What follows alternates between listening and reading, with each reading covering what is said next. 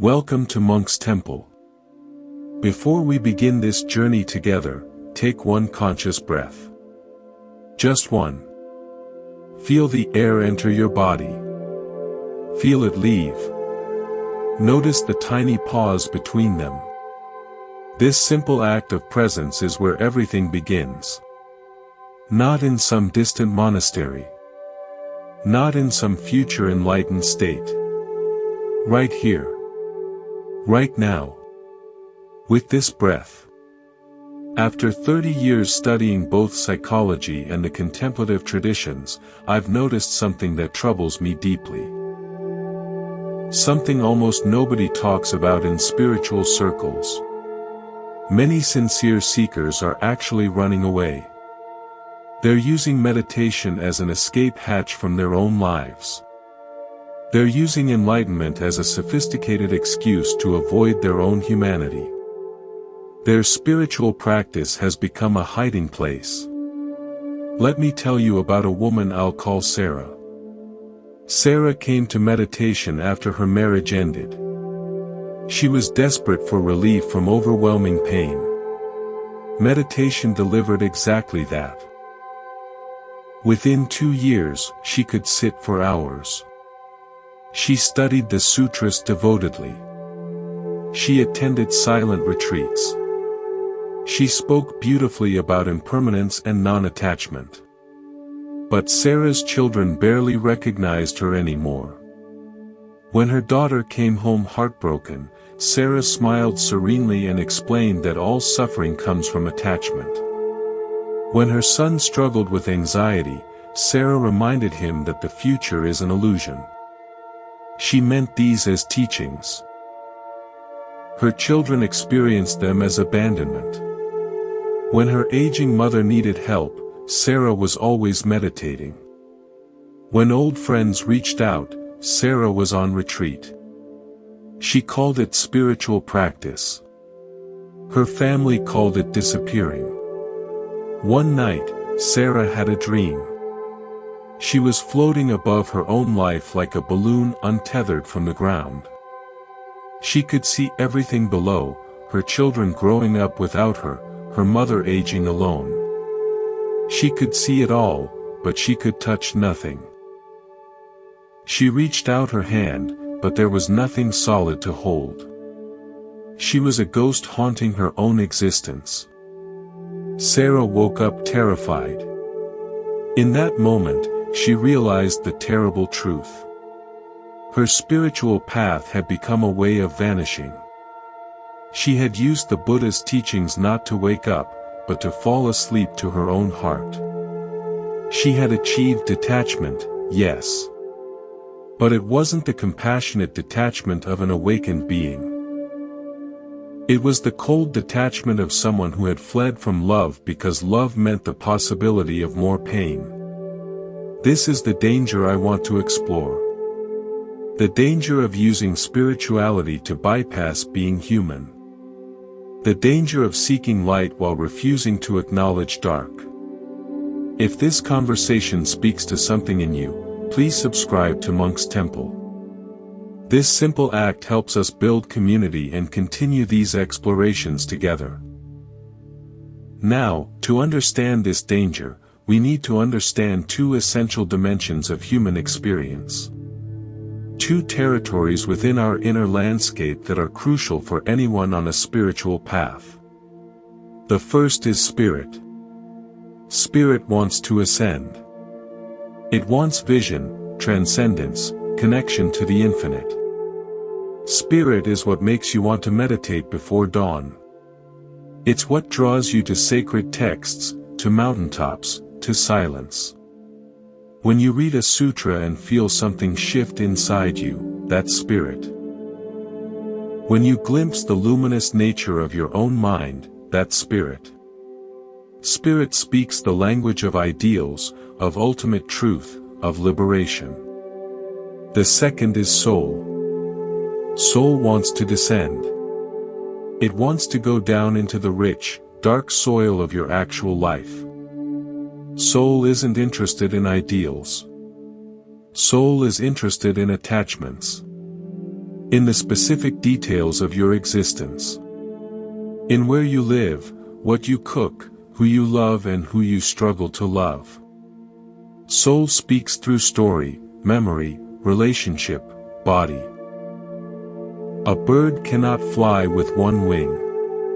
If you develop only spirit, you float above your life, observing but never living. Your wisdom becomes cold, abstract, unusable. You become detached in a way that isn't liberation but disconnection. If you develop only soul, you drown in details. You become so identified with your stories and wounds that you lose all perspective. You become a prisoner of your own personal history. The Buddha discovered this after nearly starving himself in the forest. He tried conquering the human through extreme asceticism. And what did he discover? He discovered that torturing the body doesn't liberate the spirit. He discovered that denying the human doesn't reveal the divine. He called his discovery the middle way. Not a compromise for those who can't handle extremes. The middle way is the most demanding path of all because it requires holding paradox. It requires being fully engaged in life while maintaining perspective. It requires loving deeply while understanding impermanence. It requires honoring your humanity while reaching toward the divine. This is where psychological insight becomes essential. Without honest self-inquiry, we mistake escape for enlightenment. We mistake dissociation for detachment. We build beautiful spiritual identities while our souls slowly starve. The work begins with one question: are you using your practice to face your life or to flee from it? Let me tell you about a man I worked with named Daniel. Daniel was a successful architect who had been practicing Zen Buddhism for over 15 years. He had completed multiple intensive retreats. He could sit in full lotus for hours. He had received Dharma transmission from his teacher. By any external measure, Daniel was an advanced practitioner. But Daniel was miserable. Beneath his serene exterior, there was a churning ocean of anxiety, resentment, and profound loneliness. He felt like a fraud, wearing a mask of peace while his inner world crumbled. I asked Daniel a simple question. Not about his meditation. Not about emptiness. I asked him about his father. The room went silent. Daniel hadn't spoken to his father in 11 years. His father was a harsh, critical man who never approved of anything Daniel did. Rather than work through this pain, Daniel had transcended it. Or so he thought. He had meditated on forgiveness. He had generated loving kindness toward his father in his practice.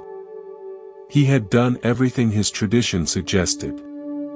But he had never actually felt his anger. He had never grieved the father he wished he'd had. He had never sat with the wounded boy inside him who still craved his father's approval. He had bypassed all of it, floating above his pain on the cushion of his spiritual practice. This is what I call spiritual bypassing. It happens when we use spiritual ideas to avoid dealing with unfinished psychological business. We use non-attachment to avoid heartbreak we never properly grieved. We use forgiveness to avoid feeling legitimate anger. We use the doctrine of emptiness to avoid building a healthy sense of self. Buddhism doesn't support this bypassing. The first noble truth isn't that suffering is an illusion. It's that suffering exists. The path doesn't ask us to pretend we're not in pain. It asks us to look directly at our pain, to understand it, to be with it completely. There's a story from the Pali Canon that illustrates this. A woman named Kisagotami came to the Buddha holding her dead child, desperate for him to bring the child back. The Buddha didn't teach her about impermanence. He asked her to bring him a mustard seed from a house where no one had died. Kisagami went from house to house. Everywhere people gave her mustard seeds. But when she asked if anyone had died there, the answer was always yes. A parent. A child. A spouse. Death had visited every single home. Through this exercise, the Buddha didn't help Kisagami transcend her grief. He helped her inhabit it more fully. He helped her see her pain wasn't hers alone, but part of the universal human experience. Her healing came not from escaping humanity, but from entering it more deeply. Let me share another story, about a woman named Patricia. Patricia practiced vipassana meditation devotedly. She could note her experience with precision. Rising. Falling. Hearing. Thinking. But Patricia had a secret. Every time she sat to meditate, after 20 minutes, she felt a crushing weight on her chest. Her teachers told her to note it. Pressure. Heaviness. Observe it without attachment. Let it pass. She noted it for years. It never passed. When Patricia came to talk with me, I suggested something different. Instead of noting the sensation, I asked her to describe it. What color? Dark gray. What texture? Like wet concrete. If it could speak, what would it say? Patricia closed her eyes and asked the heaviness what it wanted to tell her. After a long silence, tears streamed down her face. The heaviness spoke in the voice of a 7-year-old girl. I'm carrying Mama's sadness. Mama was sad all the time, and I thought if I carried it for her, she would be okay. But she was never okay. Now I don't know how to put it down. Patricia had spent 30 years carrying her mother's untreated depression. No amount of noting would make it pass away, because it wasn't just a sensation to observe. It was a relationship. It was a story. It was love, twisted by a child's misunderstanding into a lifelong burden. The noting practice wasn't wrong. It just wasn't deep enough. It was observing the symptom without understanding what the symptom expressed. The heaviness wasn't an obstacle to Patricia's practice. It was her practice. It was where her soul was speaking most loudly. This is the difference between a purely spiritual approach and one informed by psychological depth. The spiritual approach says observe the sensation and let it go. The soul-informed approach says stay with the sensation, ask what it wants, listen for the story it's telling. Both are necessary. But if you only do the first, you'll spend your entire spiritual career floating above the very material that most needs your attention. The great meditation teacher Ajahn Chah said the mind is like still water. Disturbances arise like ripples. The mistake is to try to smooth the ripples by pressing on the water. That only creates more disturbance. The wise approach is to understand ripples arise and pass on their own. This is true. But sometimes the disturbances aren't random. Sometimes they're messages from the depths. Sometimes the ripple pattern tells you about something stirring far below that needs your attention, something that won't settle until it's been seen and understood. The soul's work is to dive down and investigate what's stirring in the depths. The spirit's work is to maintain the spacious awareness that makes that dive possible. One without the other leaves you either drowning or floating, but never truly swimming in the full depth of your own life. Let me introduce you to a concept that transformed my understanding of spiritual practice. It comes from depth psychology and is called psychological polytheism. The term may sound strange, but the idea behind it is profoundly useful for anyone on a genuine spiritual path. Psychological polytheism means recognizing that we are not one thing. We are not a single, unified self with consistent desires. We contain multitudes. Different parts of us want different things. Different energies move through us at different times. What you wanted at 20 differs from what you want at 50. What your work self desires differs from what your intimate self needs. Your spiritual aspirations and your human needs often pull in opposite directions. In ancient Greece, they understood this through their gods and goddesses. Each deity represented a different force, a different way of being. Athena represented wisdom. Ares represented passion and aggression. Aphrodite represented love and beauty. Hestia represented home and hearth. These weren't just stories. They were maps of the human psyche, acknowledging we are moved by many powers that don't always agree. Let me tell you about a woman named Rachel who illustrates this perfectly. Rachel practiced Buddhist meditation for 8 years. She valued simplicity, stillness, renunciation. She wanted to live a life of contemplation.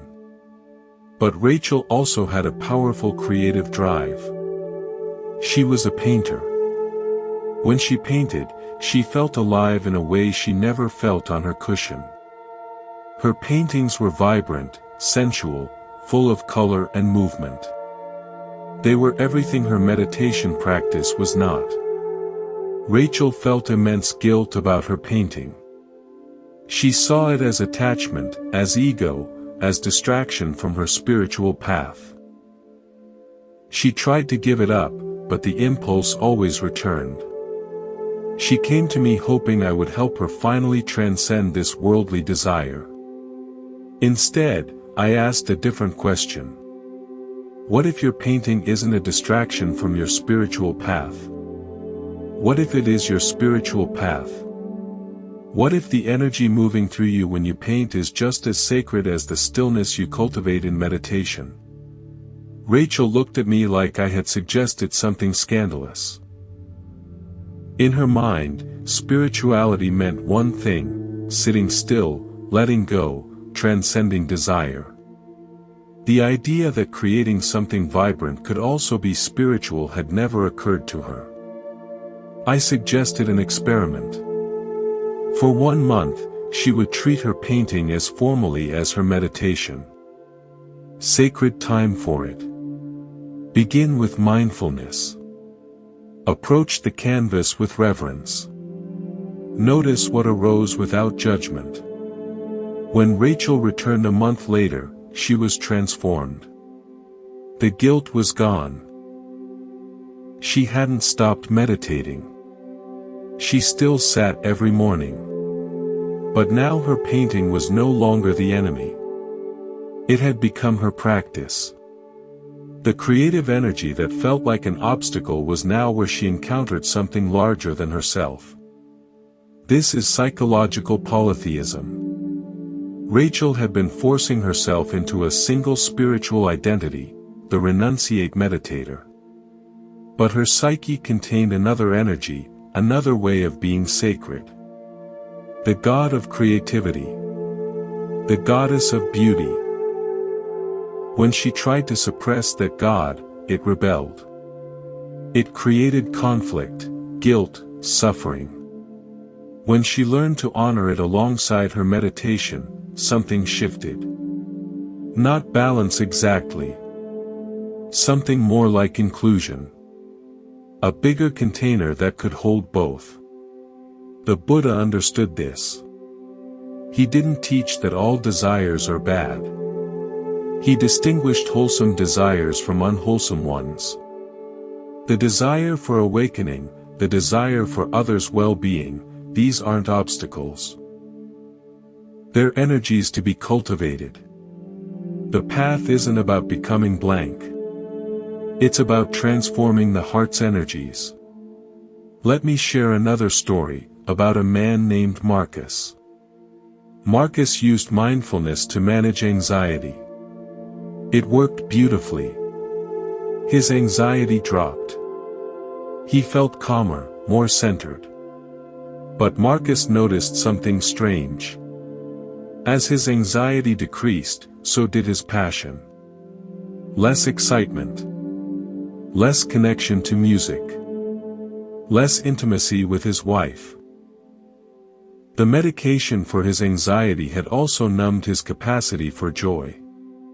Marcus was confused. Wasn't this the goal? I asked about moments when he felt most alive. He described playing guitar with friends. Raw, loud, imperfect music that made his whole body vibrate. He described making love to his wife, not the gentle mindful kind, but the wild passionate kind that left them breathless. I asked if he brought mindfulness to those moments. He said no, he was too lost in them. Then recognition dawned. He had been so focused on managing anxiety that he had pathologized being lost. But being lost in passion, in creativity, in love, these aren't problems. They're gifts. The spiritual path isn't about being mindful every moment. Sometimes the soul needs to be swept away. Sometimes the spirit needs to abandon its watchtower and plunge into the river. The art is knowing when to observe and when to dive. Psychological polytheism gives permission to hold different ways of being without forcing them into a single mold. You can be a devoted meditator and a passionate lover. You can value stillness and crave adventure. You can seek enlightenment and enjoy a really good meal. These aren't contradictions. They're different energies moving through the same human heart. The challenge is honoring them all without letting any one tyrannize the others. When the renunciate God takes over completely, you become like Rachel, unable to enjoy creativity. When the passionate God takes over completely, you become ungrounded. When the anxious God takes over completely, you spend your life managing feelings instead of living them. The wise practitioner learns to host these different energies. To make room for all of them.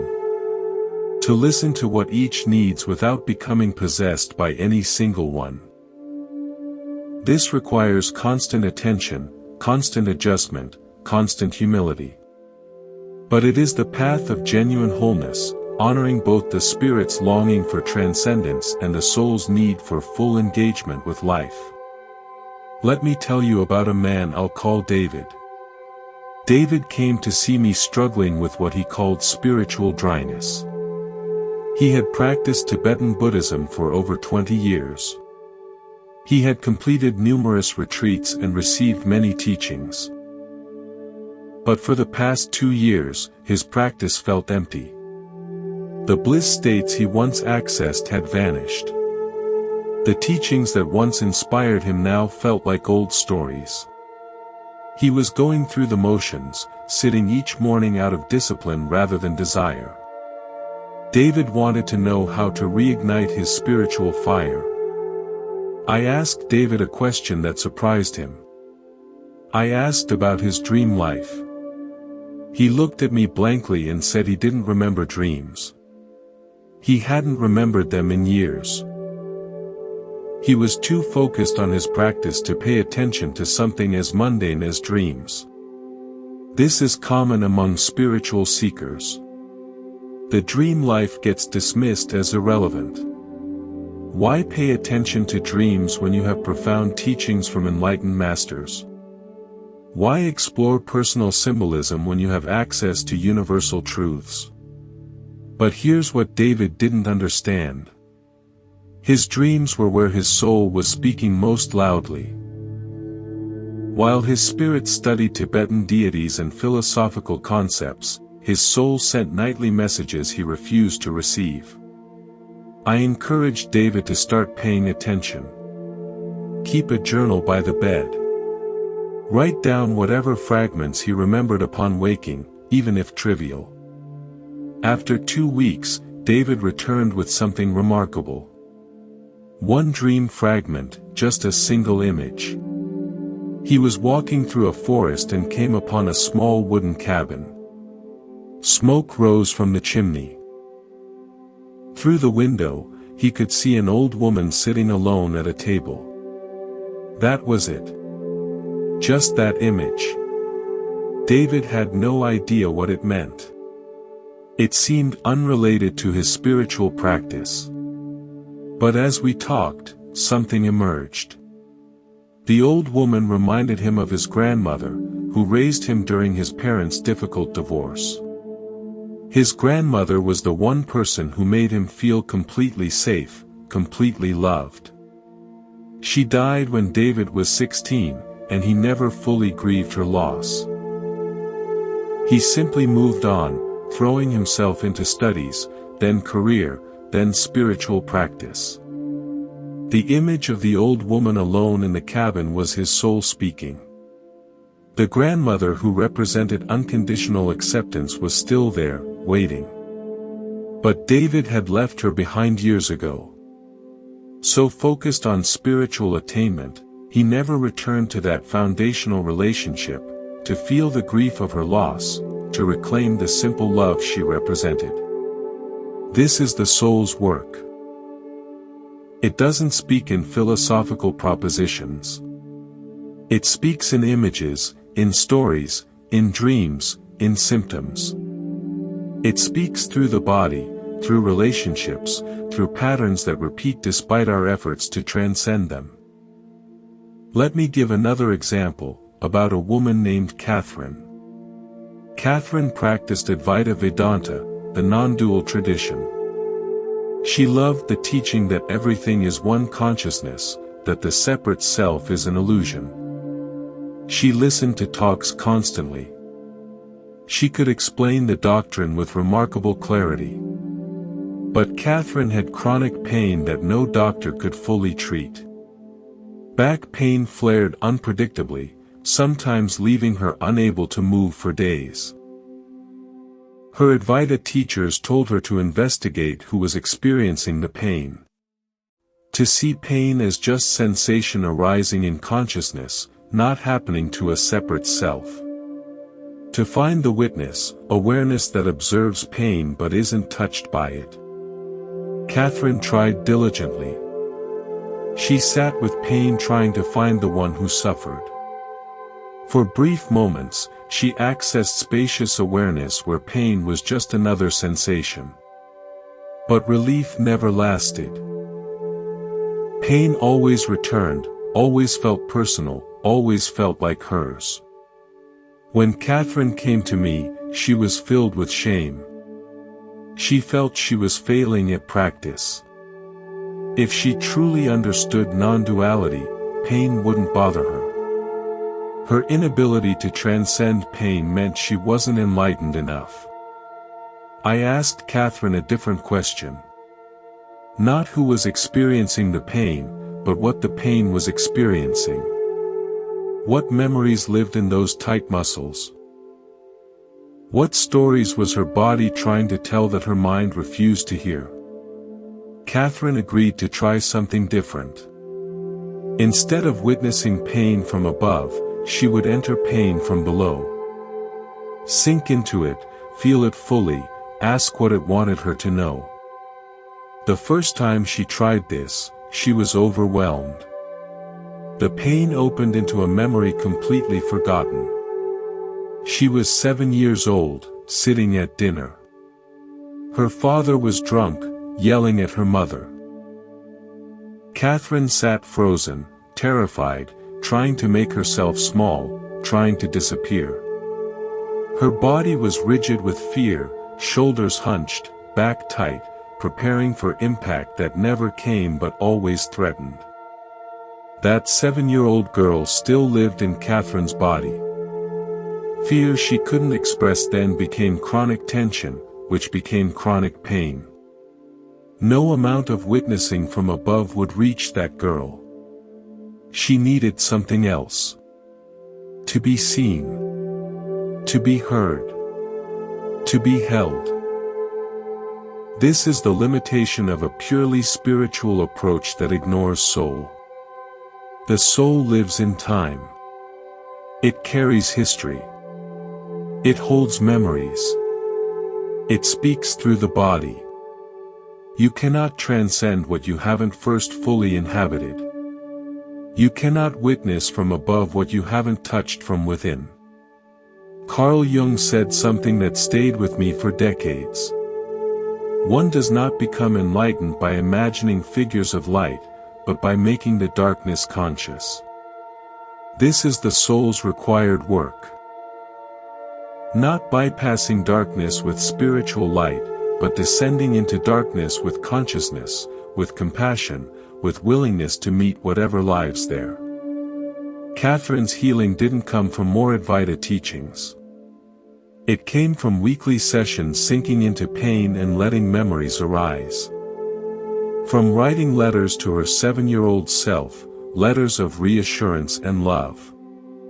From small rituals honoring the fear that little girl carried alone for so many years. Her back pain didn't disappear completely. But it transformed. Less tyrannical, less overwhelming. More importantly, Catherine's shame disappeared.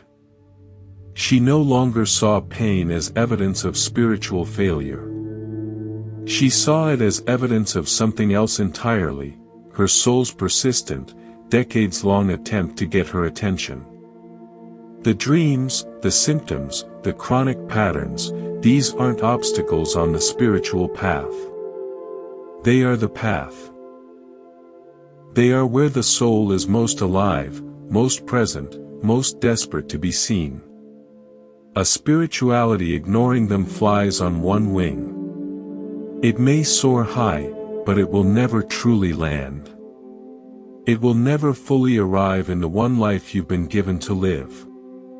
Let me share something about the body that took me years to understand.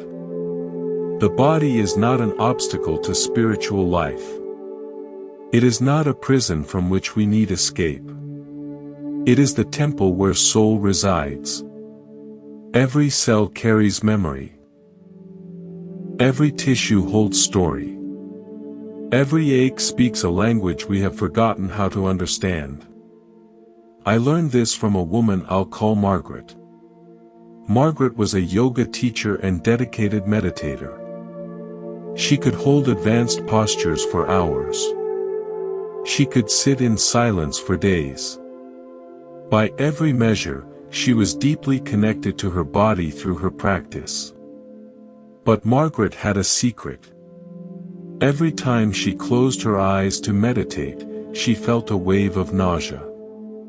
Every time. For years. She had tried everything. Changing posture. Meditating at different times. Different techniques. Nothing helped. The nausea was always there, waiting behind her closed eyelids. Her teachers told her to note it. Observe without attachment. Let it arise and pass. She noted it for years. It never passed. When Margaret came to me, she was ready to give up meditation entirely. The nausea had become unbearable. She felt like a failure. Her body was betraying her spiritual aspirations. I asked Margaret a question no one had asked before. Instead of noting the nausea, could she describe it? What color? Greenish-gray. What texture? Thick and sticky. If it had a voice, what would it say? Margaret closed her eyes and asked the nausea what it wanted her to know. After a long silence, tears began flowing. The nausea spoke in the voice of a very young child. I don't want to be here. I want to go away. This place isn't safe. Margaret had no conscious memory explaining this. But she agreed to explore further. Over several sessions, fragments emerged. Not full memories at first, just sensations. The feeling of being held down. Not being able to breathe. Wanting to escape her own body. Eventually, a memory surfaced. Margaret was 3 years old, in a hospital for minor surgery. She remembered the mask coming toward her face, the terrible smell of anesthesia, the panic of being put to sleep against her will. Fighting. Screaming. Then nothing. After surgery, no one talked about it. No one explained. No one helped her process the terror. The experience went underground, buried in her body, waiting decades to be heard. Every time Margaret closed her eyes to meditate, her body returned to that hospital bed. The relaxation, the letting go, the surrender, all triggered the original trauma of being forced into unconsciousness. Her body was trying to protect her. The nausea was a warning system saying, "Don't go there. It's not safe to let go." This is what the soul sounds like speaking through the body. Not using words. Using symptoms. Nausea. Pain. Tension. Fatigue. These aren't problems to eliminate. They are messages to decode. They are the body's desperate attempt to tell stories the mind has forgotten. The Buddha taught mindfulness of the body. Contemplating its parts, its functions, its decay. But this teaching isn't about detachment. It's about intimacy. Knowing the body so thoroughly that you understand its nature. You can't understand what you're not willing to feel. Let me tell you about Robert. A successful businessman who came to meditation late in life. He loved teachings on impermanence. They helped him accept losses accumulating with age. Death of friends. Decline of physical abilities. Letting go of professional identity. But Robert had one area where impermanence didn't help. Chronic shoulder pain. Years of physical therapy. Acupuncture. Massage. Meditation on the pain. Nothing worked. Robert's shoulder pain felt like weight. Like something pressing down constantly. When I asked about the weight, he said it felt like responsibility. Like carrying something heavy that never got lighter. I asked Robert what responsibility he was carrying that wasn't his. He looked at me blankly. Then his face changed. He said one word. My brother. Robert's younger brother struggled with addiction for 30 years. Robert spent those 30 years trying to fix him. Paying for rehab. Getting him jobs. Bailing him out. Cleaning up messes. His brother was now 60, still using, still making messes, still depending on Robert. Robert never considered stopping. It was his brother. Of course he had to help. But his shoulder told a different story. The weight wasn't compassion. It was control disguised as care. Enabling disguised as love. Carrying a burden only his brother could learn to carry himself. Robert made a decision. He told his brother he would no longer pay for anything. No more money. No more rescues. He would love his brother unconditionally, but he would not enable him any longer. Within 3 months, Robert's shoulder pain began to ease. Not completely, not all at once, but noticeably. The weight was lifting because he finally put down what was never his to carry. The body knows things the mind refuses to see. It registers every burden, every unexpressed emotion, every story we've buried alive. Spiritual practice that ignores the body is like navigating without a compass. Beautiful maps, profound teachings, inspiring visions. But if you don't know where your body is, you don't know where you are. The body is not the enemy of enlightenment. It is the ground from which enlightenment grows. The Buddha didn't become enlightened by escaping his body. He became enlightened sitting under a tree, fully embodied, fully present to every sensation, every breath, every beat of his human heart. His awakening didn't lift him out of his body. It brought him more fully into it. When we neglect the body, we neglect the soul. When we ignore physical symptoms, we ignore messages from the depths. When we try to transcend the flesh, we abandon the very place where our humanity lives most vividly. The path honoring both spirit and soul includes the body. Listens to its aches. Respects its limits. Decodes its symptoms. Thanks its wisdom. This is not a detour from spiritual practice. This is spiritual practice itself, practiced in the only temple any of us will ever truly inhabit. Let me tell you about a woman named Susan. Susan was a devoted practitioner of Theravada Buddhism. She had spent time in monasteries in Southeast Asia. She could chant in Pali. She understood the Abhidhamma, the most detailed part of Buddhist psychology. By any measure, Susan was deeply learned. But Susan had a problem she couldn't solve with all her learning. She couldn't sustain intimate relationships. 2 marriages ended in divorce. Several long-term relationships after that ended the same way. The pattern was always similar. Intense connection at the beginning, growing distance, Susan's withdrawal, the relationship's end. Susan explained this using Buddhist language. She said she had seen through the illusion of romantic love. She understood that attachment causes suffering.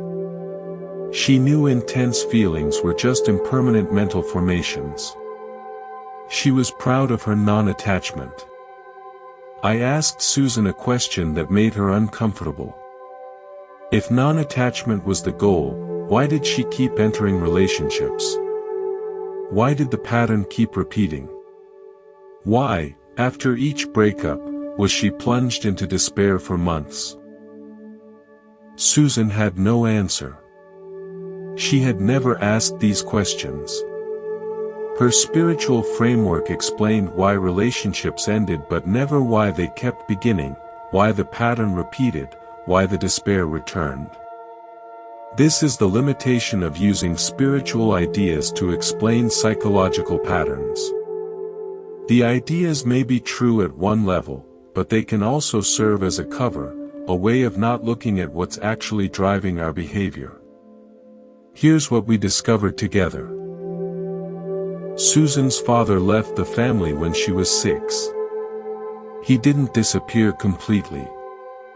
He visited occasionally, sent cards, paid child support. But he was emotionally absent. He never asked about her life. Never showed interest. Never made her feel seen. Susan grew up with a deep, unconscious belief that love meant abandonment. That people you love most will eventually leave. That connection inevitably leads to loss. This wasn't something she thought. It was something she lived. Encoded in her nervous system, her expectations, her patterns of relating. When Susan entered a new relationship, 2 things happened simultaneously. Hope. Maybe this time would be different. Maybe this person would stay. And fear, buried so deep she couldn't feel it directly. The fear that this person would also leave. That abandonment was inevitable. The fear expressed itself not as fear but as withdrawal. As soon as a relationship became truly intimate, Susan would pull away. Find faults. Become critical. Need more space. She told herself she was practicing non-attachment. Seeing the relationship clearly. Protecting herself from suffering. But she wasn't protecting herself. She was creating the very abandonment she feared most. Leaving before she could be left. The Buddhist teachings on non-attachment weren't wrong. They were being used by Susan's psyche for a purpose never intended. They were recruited into a psychological pattern predating her practice by decades. The teachings became a tool for avoidance rather than a path to freedom. This is why psychological self-knowledge is essential for spiritual practitioners. Without it, we use our most cherished beliefs to serve our deepest wounds. Non-attachment to avoid intimacy. Forgiveness to avoid anger. Compassion to avoid boundaries. Emptiness to avoid building a healthy self. Susan's pattern took years to unravel. Not because teachings were complicated, but because the wound was old and deep. She had to learn to feel the fear of abandonment directly, without escaping into spiritual explanations. Sit with the terrified 6-year-old inside her, the one who still believed love meant loss. Learn, slowly and painfully, that not everyone leaves. That intimacy doesn't always lead to abandonment. That she could be seen and still be safe. This work couldn't happen on a meditation cushion alone. It required relationship. A therapist who would stay, session after session, no matter what Susan brought. Friendships where she could practice showing up consistently. Eventually a new partner, patient enough to weather her withdrawals, kind enough to keep showing up, steady enough to prove not everyone leaves. The spiritual teachings supported this work. They gave Susan larger context, a sense her personal struggles were universal. Practices for calming her nervous system when fear arose. Hope that transformation was possible. But teachings couldn't do the work for her. Couldn't feel her feelings. Couldn't heal her wounds. Could only point the way. This is the relationship between spiritual practice and psychological work. Spirit gives vision, perspective, sense of the larger whole. Psychology gives depth, self-knowledge, capacity to meet our humanity with compassion. One without the other leaves us incomplete. Together, they form a path. The Buddha taught that suffering has causes. By understanding causes, we find freedom. But understanding isn't intellectual. It's experiential. Seeing clearly, in your own life, your own body, your own patterns, what drives suffering. This seeing requires honesty. Willingness to look where uncomfortable. Courage to discover that some cherished spiritual beliefs might serve wounds rather than liberation. Susan's healing didn't come from abandoning Buddhism. It came from integrating it. Using its wisdom to illuminate patterns rather than hide them. Sitting with fear rather than transcending it. Learning that true non-attachment isn't avoiding love. It's loving fully, completely, with your whole heart, while also knowing loss is possible. Staying present through fear. Trusting you can survive whatever comes. This is the deeper teaching. Not escape from life, but fuller engagement with it. Not transcendence of the human, but deeper embodiment of it. Not non-attachment as avoidance, but non-attachment as the capacity to love without clutching, hold without grasping, be fully present without needing to control the outcome. Let me share something about depression that changed how I understand spiritual crisis. We tend to see depression as an enemy. Something to fight, medicate, eliminate as quickly as possible. We pathologize it, fear it, run from it. But what if depression has something to teach us? What if it's not a breakdown but a breakthrough trying to happen? I learned this from a man named Thomas. Thomas was a successful entrepreneur who had built a company from nothing. He was admired, wealthy, seemingly fulfilled. But in his early 50s, without any obvious trigger, he fell into a depression so deep he could barely function. He couldn't work. Couldn't leave the house. Couldn't find any reason to get out of bed. Thomas tried everything. Antidepressants. Therapy. Exercise. Nutrition. Nothing touched the darkness. His doctors were baffled. His family was frightened. Thomas himself felt like his life was over. Someone suggested he try meditation. Thomas had never meditated. He thought it was nonsense. But he was desperate, so he tried. He sat for 10 minutes a day, just watching his breath. Nothing happened. He kept sitting. After several weeks, something shifted. Not the depression, but his relationship to it. He stopped fighting so hard. He stopped trying to make it go away. He just sat with it, day after day, breath after breath. One morning, during his sitting, an image arose.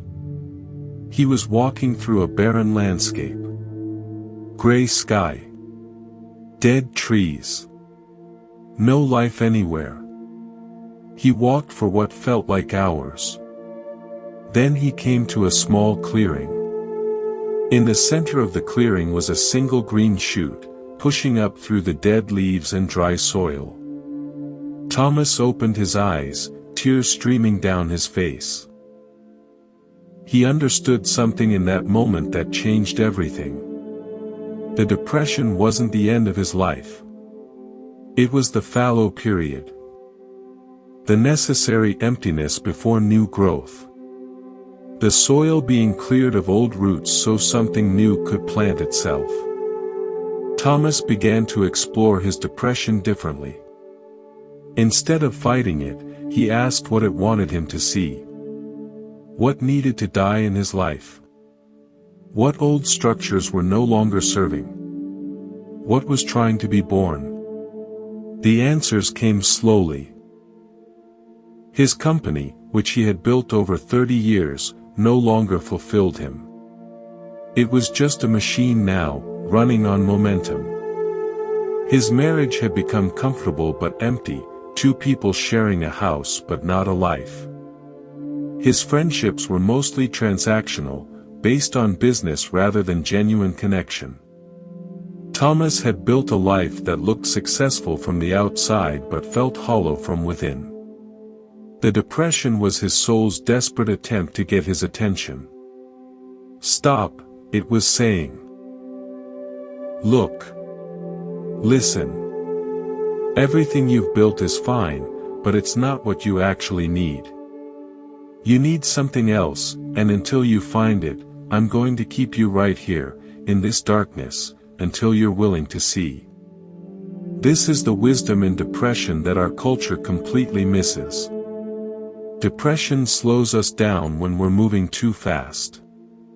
It empties us out when we're too full of things that don't matter. It forces introspection when we've been looking outward for too long. It's not pleasant. It's not something to seek. But it's not meaningless either. In the Buddhist tradition, there's recognition of the importance of the dark. The night of the Buddha's enlightenment was preceded by a long night of struggle. Mara, the tempter, sent armies, distractions, doubts. The Buddha didn't run from these. He sat with them, touched the earth, and waited. The darkness was the container for his awakening, not its enemy. The Christian mystics called this the dark night of the soul. A period of spiritual dryness, of emptiness, of apparent abandonment by God. They didn't see it as a sickness. They saw it as a necessary purification, a stripping away of lesser attachments so that true devotion could emerge. We've lost this wisdom. We've medicalized darkness, pathologized sadness, turned every dissent into a disorder. We reach for pills before we reach for understanding. We want relief before we want insight. We treat the symptom without asking what the symptom is trying to tell us. I'm not suggesting anyone suffering from clinical depression should avoid treatment. Antidepressants save lives. Therapy heals wounds. These are gifts of modern understanding. But they work best when they're not trying to eliminate the darkness entirely, but when they help us move through it, learn from it, integrate its lessons. The soul speaks in many languages. Joy is one. Grief is another. Excitement is one. Boredom is another. Depression is one of its voices, perhaps the loudest, perhaps the most insistent. When we refuse to listen, it speaks louder. When we still refuse, it screams. By the time someone is severely depressed, the soul has been trying to get their attention for a very long time. Thomas's depression lifted gradually over the following year. Not because he found the right pill or the right technique. Because he listened. He sold his company. He and his wife began the difficult work of rebuilding their marriage. He started spending time with old friends he had neglected. He took up painting, something he loved as a young man but abandoned as impractical. The green shoot in his meditation became real. New life grew from the cleared ground. But it could only grow because the old growth had been cleared, because the soil had been fallow, because the darkness had done its necessary work. If you're in a dark period, I offer this not as a solution but as a possibility. What if this darkness has something to tell you? What if, instead of fighting it, you sat with it? What if you asked it what it wants, what it needs, what it's trying to clear away? The answer may not come immediately. It may take weeks or months of patient listening. But the soul is patient. It has been waiting your whole life to be heard. It can wait a little longer. The path isn't about avoiding darkness. It's about moving through it with awareness. It's about trusting that descent always precedes ascent. That the seed must go underground before it can break through into light.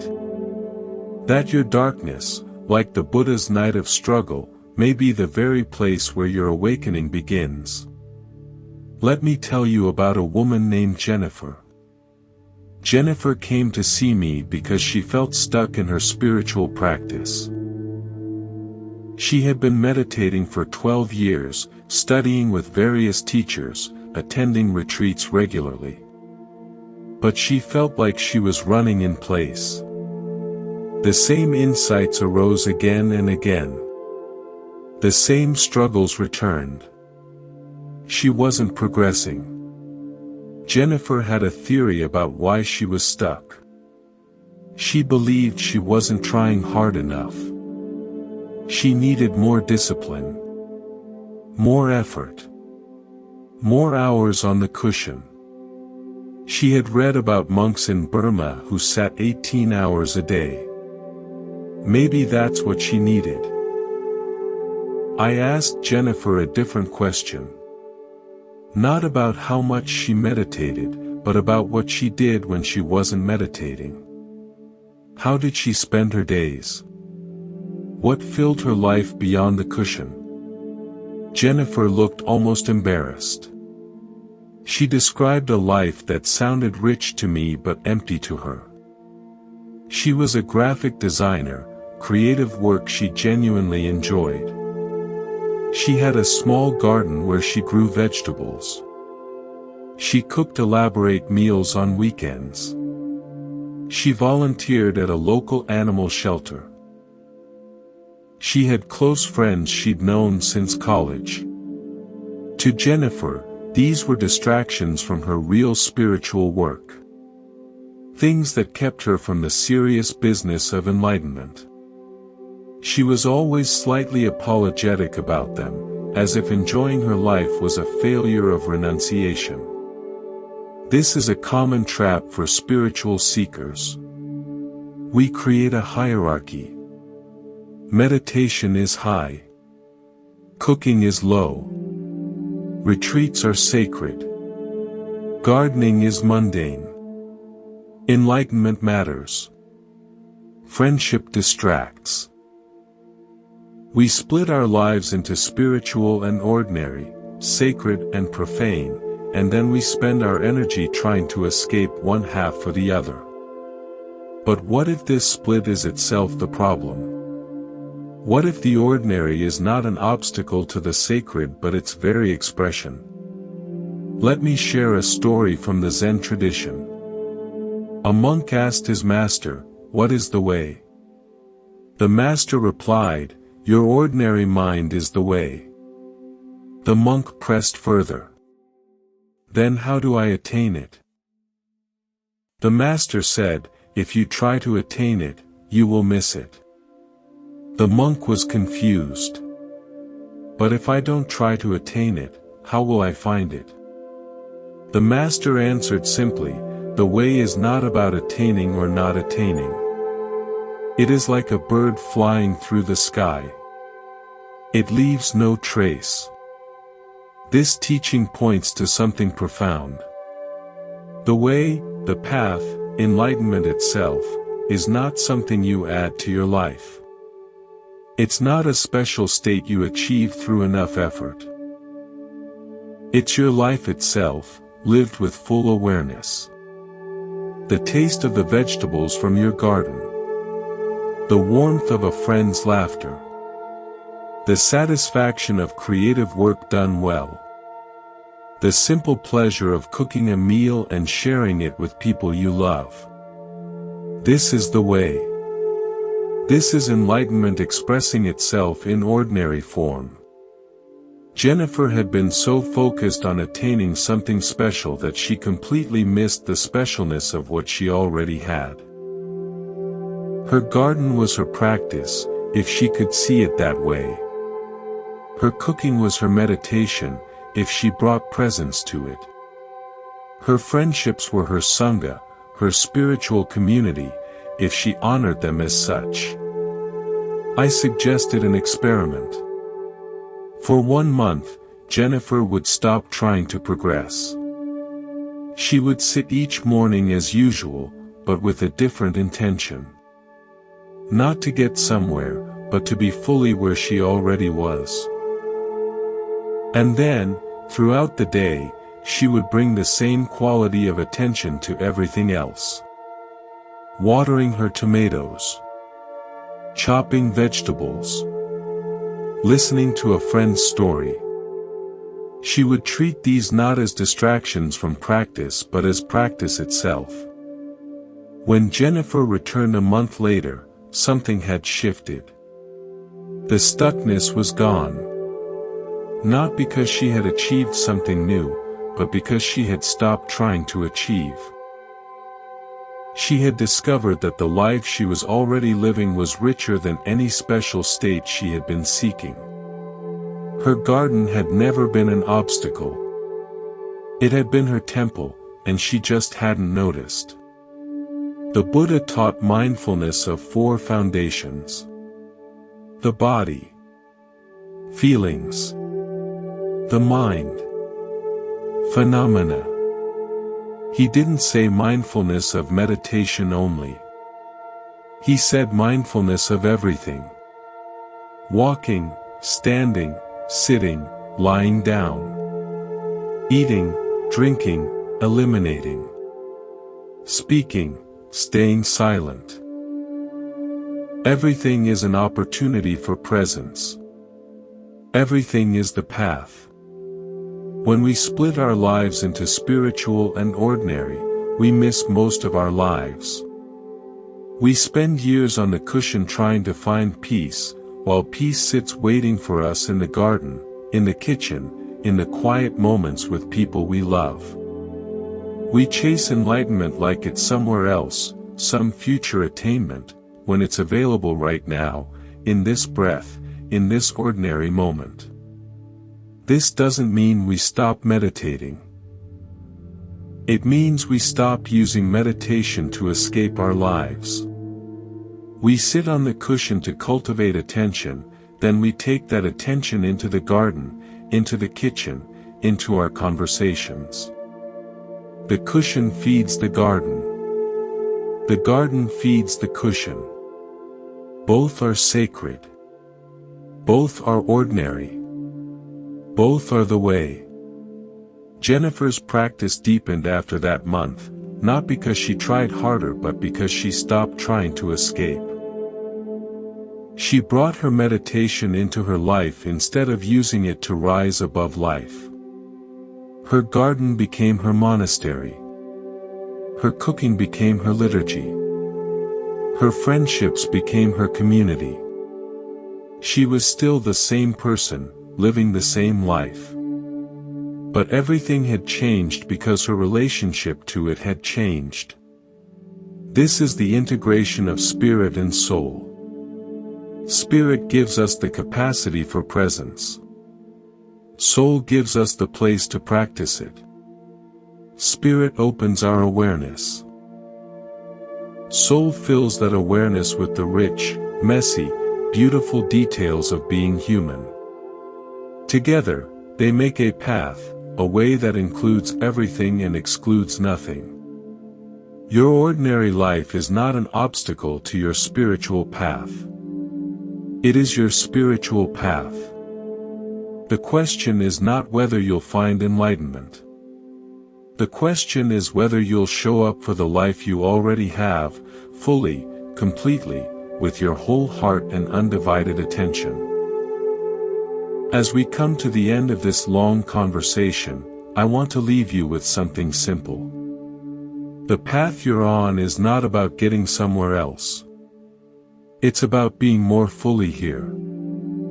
Not about becoming someone else. About becoming more fully yourself. The Buddha didn't become enlightened by escaping his humanity. He became enlightened by sitting under a tree, fully present to everything that arose. His awakening didn't lift him out of life. It dropped him more deeply into it. He spent the next 45 years walking dusty roads, talking to ordinary people, eating meals, getting sick, growing old. His enlightenment didn't make him less human.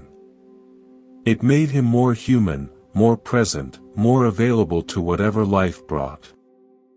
This is the invitation for you. Not to transcend your humanity. To inhabit it more fully. Not to escape your ordinary life. To show up for it with unprecedented presence. Not to become a being of pure light. To become a fully alive human being, with all the mess, all the beauty, all the struggle, all the joy that entails. Your soul has been speaking to you your whole life. In your dreams. In your symptoms. in your deepest longings and your most persistent fears, in the people you love and the ones you struggle to love, in the work that calls you and the places that feel like home. It has been patient, waiting for you to listen. The question is not whether you'll find enlightenment. The question is whether you'll show up for the life you already have. Whether you'll bring your full presence to this moment, this breath, this ordinary day. Whether you'll stop using spirituality to escape and start using it to engage. Thank you for spending this time in Monk's Temple. May you find the courage to descend into your own depths. May you find the wisdom to listen to your soul's voice. May you discover, in the most ordinary moments of your life, the extraordinary peace you've been seeking all along. Go well. Be kind to yourself. Keep tending the soil.